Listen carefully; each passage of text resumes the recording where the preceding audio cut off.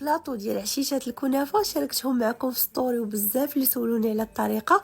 الشكل ديالهم كيحمق، مذاقهم لذيذ بزاف، فيهم واحد التقرميشه مع ديك الكريمه يا سلام. الطريقه كتبان شويه صعيبه ولكن راه اسهل منهم ما كاين. تبعي معايا الفيديو. قياس ديال البلاطو غنحتاج فيه نص كيلو ديال الكنافه، كناخذها كنحلها بشكل طولي، من بعد كنرشها بشويه ديال الماء، الا كان فيها شي تخبال ولا شي حاجه كنحاول نحلها بيديا، ومن بعد كناخذ كويس وكنبقى غاده وكنلوي بشويه وانا مزيره باش تجيني مقاده ديك الكنافه على حساب كيف ما بغيتها، واش بغيتها عاليه ولا غير محدوره.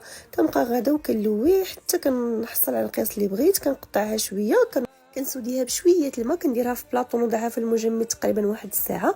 بعد كنحيد لها دوك الكويسات وكنستفها في اللاطه، ودوك الفراغات اللي الوسط كنعمرهم بشويه ديال الكنافه باش كتكون عندي واحد القاعده من التحت.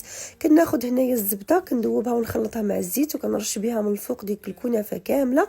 بعد كندخلها الفران اللي هو سخون مزيان على نار مهيله حتى كيطيبوا كيتحمروا بهذا الشكل. في الاول الكراميل اللي تلقاو الوصفه في الصفحه، ومن بعد طيبت الكريم باتيسير خليته حتى برد، طلعت الكريم فريش خلطتهم بعضياتهم، عطاتني واحد الكريمه اللي هي لذيذه، عمرت بها بهذا الشكل. ممكن تعمر باي كريمه بغيتو.